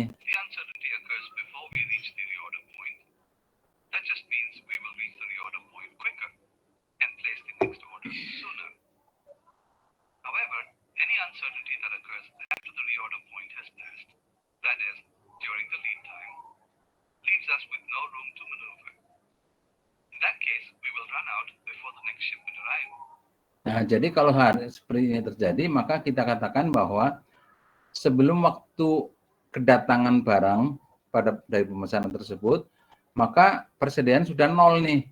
Nah, jadi selama ini sampai sini terjadi kelangkaan barang, stock out, ya kan? Itu akan terjadi seperti itu. To avoid running out, we will need to place our orders suitably in advance. In other words, we will need to increase our reorder point. Nah, kalau hal itu terjadi ya, jadi maksudnya untuk menghindari hal itu terjadi, maka kita perlu meningkatkan ya kan reorder point-nya. Karena apa? Untuk mengantisipasi terjadinya kelangkaan barang di sini. Ya, jadi secara otomatis kita naikkan reorder point-nya di sini gitu kan ya. The amount by which we increase our reorder point corresponds to the safety stock inventory necessary to accommodate the uncertainty. Nah, jadi dalam hal ini sebetulnya penambahan persediaan tersebut ya atau mempercepat inventory reorder point tersebut, inilah yang disebut sebagai safety stock atau persediaan untuk mengantisipasi terjadinya stock out. Ya, makanya dikatakan sebagai safety stock. Ya, ini sebesar ini nih, selisih antara reorder yang baru dan reorder yang lama. Notice that we are mainly concerned with the uncertainty during our lead time. Likewise, what if there is some uncertainty in our supply pattern and the next shipment is delayed? Once again, we will run out before the next shipment. Oke, demikian juga kalau terjadi ya. Kalau terjadi, ada yang tadi sempat tanya ya, bagaimana kalau terjadi keterlambatan pengiriman. Jadi sebagai contoh harusnya ini ya pada saat selesainya lead time itu langsung barang datang, tapi ada kemungkinan bahwa barang datang itu sekian waktu setelah lead time-nya habis. Jadi geser ke sini kan. Mana tadi hilang? Ini. To avoid running out, we will need to increase our reorder point. Once we have set the reorder point for a particular item, we need a mechanism that will notify us that our inventory level has dropped to the reorder point. One way to do that is to use a continuous review system. With a continuous review system, we constantly monitor the inventory level of the item. Every time a unit is withdrawn from inventory, the inventory level is updated in our records. As soon as our records show that the inventory level has dropped to the reorder point, the next order is placed. Consider what this system entails. We need to watch every single withdrawal from inventory whereby users must sign out the items with the information somehow flowing into our records. We probably need to put somebody in charge of keeping track of the inventory. We might even need to keep the inventory under lock and key so that things don't just disappear. Sounds like a lot of bureaucratic procedure, doesn't it? But without that, our inventory records will not be accurate and reorders will not be placed on time. An alternative method is to use a periodic review system. With this system, rather than monitoring the inventory level continuously, we pick a convenient time every period. Let us say I have some free time available every Friday afternoon. So every Friday afternoon, I walk into my stationery room to look at what to reorder for the following week. Ya, jadi untuk yang periodic review system itu adalah suatu sistem di mana ingin melihat persediaan itu pada waktu tertentu, misalnya pada saat Jumat malam gitu, misalnya akan dimonitor berapa sih persediaan yang terakhir pada minggu tersebut, ya, dan itu ditentukan dengan stoknya tinggal berapa, itu nanti pemesanannya itu tergantung pada saat itu berapa. I glance at a box of clips. Here is the actual consumption pattern of the clips that has taken place over the week. However, I am not aware of the details. I'm only checking the inventory level at this moment. I compare the quantity of clips currently available against a target level, which has the top of the box. I find that the box is depleted by a quantity Q1. Oke, jadi untuk model ini ya, kita tidak terlepas dari bagaimana penggunaan selama dari Senin sampai dengan Jumat malam, itu kita nggak pedulikan. Yang penting adalah pada saat Jumat malam itu persediaannya tinggal berapa gitu kan ya, maksudnya sudah terpakai berapa, tinggal berapa gitu. Itu prinsipnya itu aja. Kita tidak melihat penggunaan di sini, tapi yang penting adalah pada saat Jumat, kalau sudah ditentukan mereview pada Jumat malam misalnya, itu maka kita ingin melihatnya di sini aja. Nah itu tinggal berapa gitu. Dan pemesanan kembalinya itu akan tergantung kepada jumlah Q tadi. I place an order for Q1 clips on Friday evening, which I expect will arrive by Monday morning. During this lead time, my consumption of clips continues. On Monday morning, the order of Q1 clips arrives. Ya, jadi pada saat ini ya mencapai tinggal segini ya, pada saat Jumat malam tersebut sudah terpakai berapa yaitu Q, sisanya tinggal ini ya. Jadi dalam hal ini target ya, jumlah penyimpanan maksimalnya terus dikurangi dengan penggunaan, sisanya berapa, terus nanti pada saat penggunaan selama lead time itu ya kan, lead time tadi, maka akan sisa berapa gitu ya. Jadi nanti pemesanannya kan sebesar Q ya, jadi nanti di sini akan mencapai berapa. Likewise, I continue using clips over the following week also, without constantly monitoring the inventory level. Once again, on Friday afternoon, I look into the number of clips available. I realize. Nah, demikian juga pada minggu berikutnya ya, pada hari Jumat malam itu gimana posisinya berapa gitu ya. That we've dropped quite low, but there's nothing much I can do except place an order for Q2 clips and wait for the replenishment to arrive on Monday morning. During the lead time, we almost hit zero. Jadi dalam hal ini pemesanannya itu ada kemungkinan bahwa pada saat pemesanan periode pertama itu akan berbeda dengan pemesanan periode kedua. Dikarenakan apa? Karena pemesanan itu dilakukan secara periodik pada Jumat malam. Ya. Terus barang itu akan masuk atau sampai ke toko ya misalnya atau di perusahaan pada Senin pagi. Dan itu pemesanan tersebut mungkin berubah-ubah dikarenakan kita tergantung pada Jumat awalan tersebut persediaan terakhirnya berapa, yang sudah habis berapa. Jadi pemesanannya itu adalah sejumlah yang habisnya gitu ya. The following week, we follow the same procedure. This week, we don't consume too many clips. So on Friday, I place an order for Q3 clips. Once again, the replenishment arrives on Monday morning.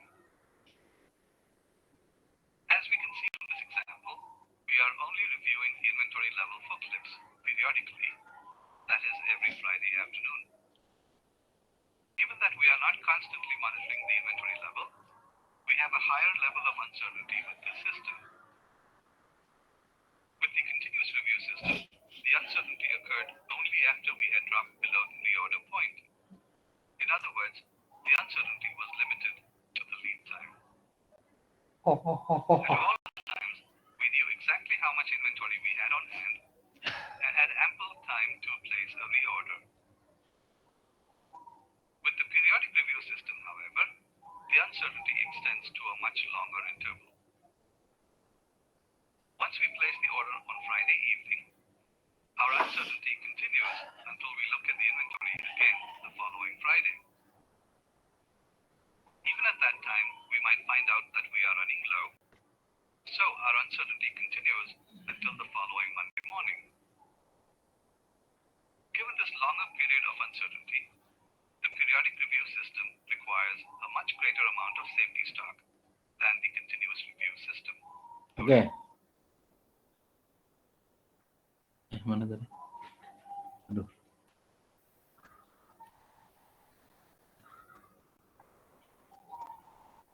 Oke.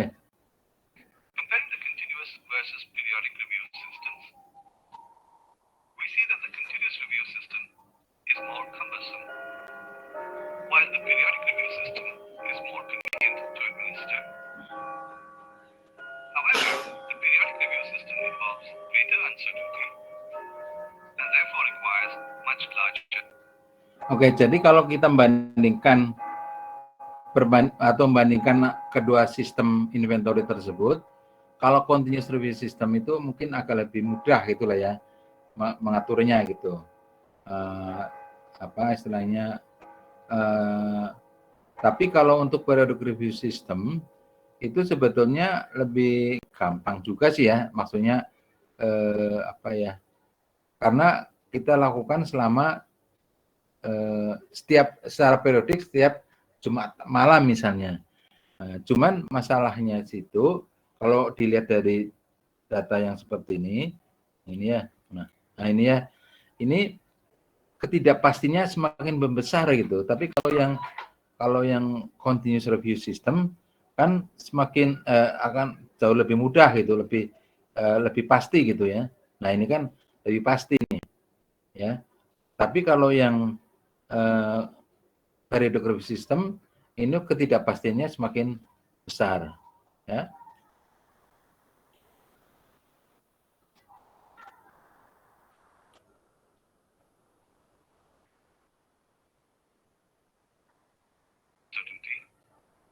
And therefore requires much larger safety stocks. Nah, karena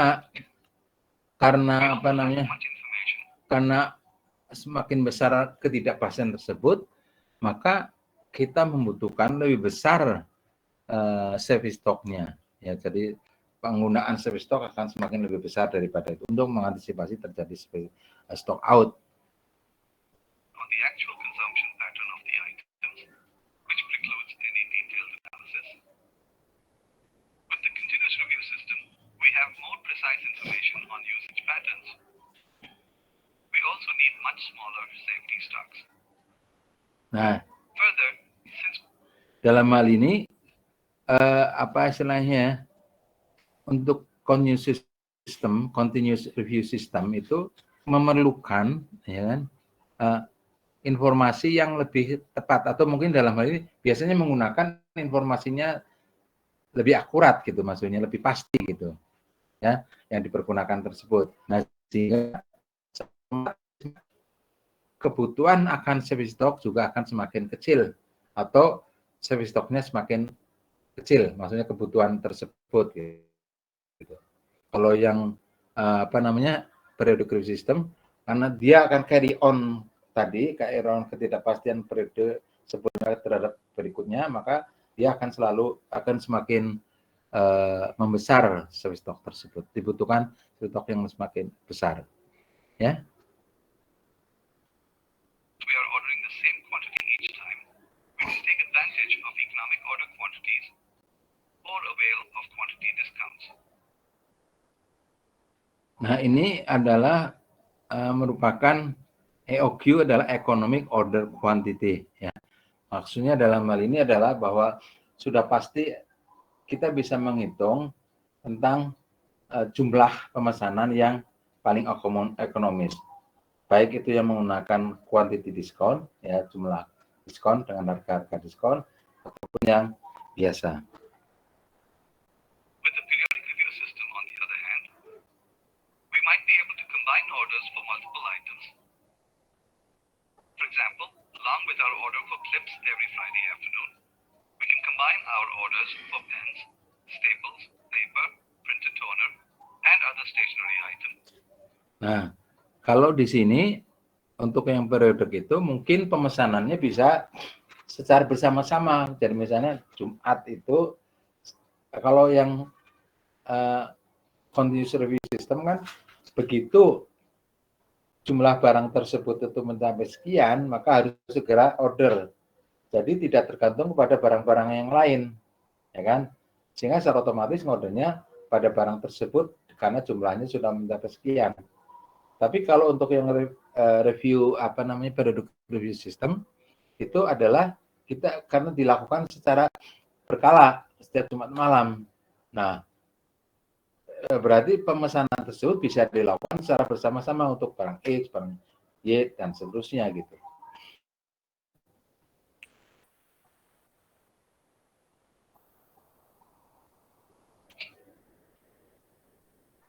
In general, the continuous review system is better suited for important big-ticket items. Such items are worth monitoring continuously, and we might like to track each item's usage. Nah, jadi dalam hal ini continuous review system itu lebih pas kalau dipergunakan untuk jumlah barang yang cukup besar gitu maksudnya Pak. Ya. As well, these items typically represent important items in our process, and we would like to minimize the uncertainty related to the availability of these items. Finally, given the cost of these items, we do not want to hold unnecessarily large inventories in terms of safety stocks. On the other hand, the periodic review system is better suited for smaller, nuts and bolts kind of items. We need to make sure that a replenishment order will arrive fast of these items. We do not want to hold unnecessary. Such items are not worth extensive administrative costs. Ya, sedangkan untuk yang periodic review system biasanya lebih tepat untuk jumlah-jumlah barang yang relatif kecil. Given the lower cost, we might prefer to hold a large quantity of safety stock rather than put in a cumbersome system to track each item used. In many situations, we might be able to implement a visual inventory system to achieve the benefits of a continuous system.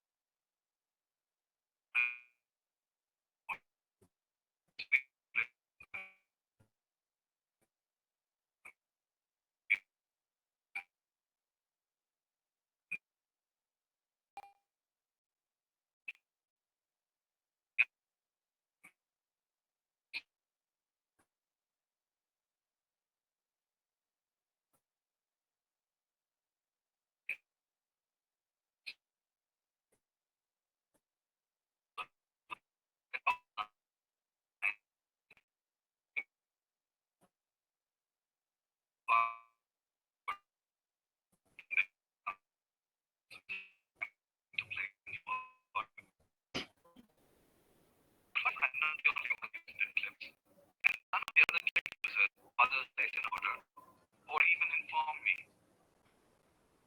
In that case, we can consider a two-bin system. Here, I keep the clips in two boxes. One big box that is available for everyone to use, and one small box that I keep locked up. When the big box runs out, and I need to dip into the small box. Oke, jadi ini ada juga sistem yang menggunakan visual ya, secara visual. Jadi biasanya ada kayak semacam usaha untuk melihat apa namanya ya, apa istilahnya persediaan saat ini itu dengan menggunakan katakanlah misalnya sebagai tanda gitu. Kayak orang kayak kita itu ya apa namanya indikator di apa namanya isi bensin itu ya.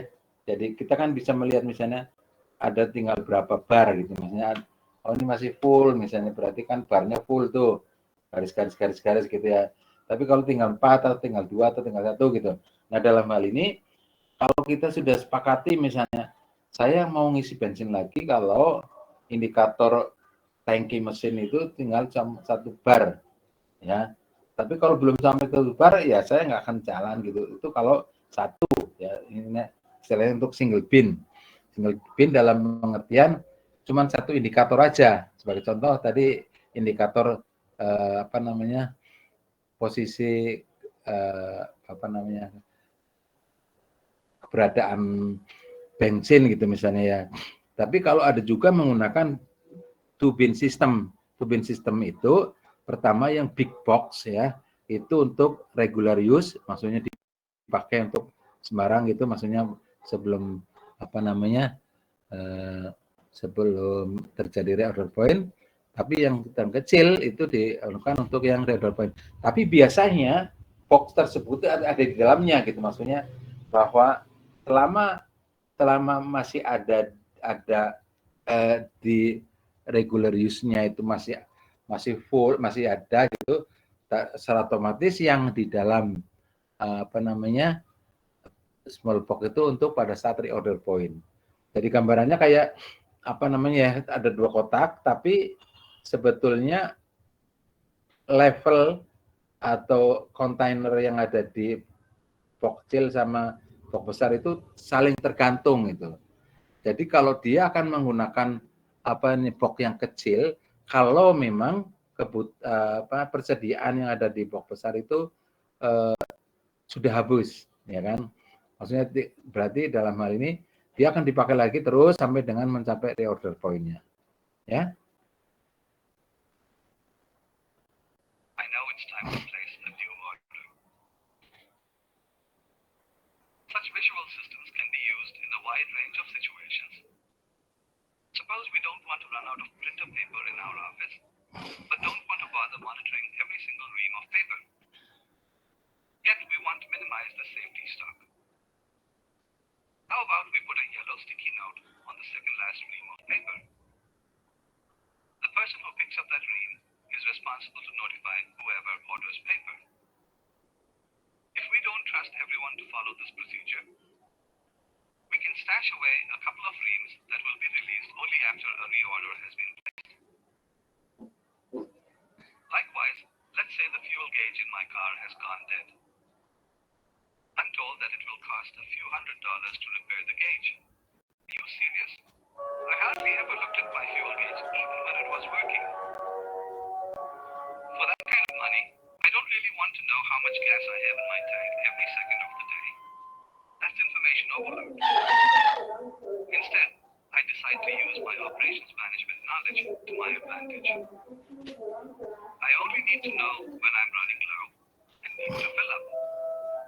Even if just the empty light works, my job is accomplished.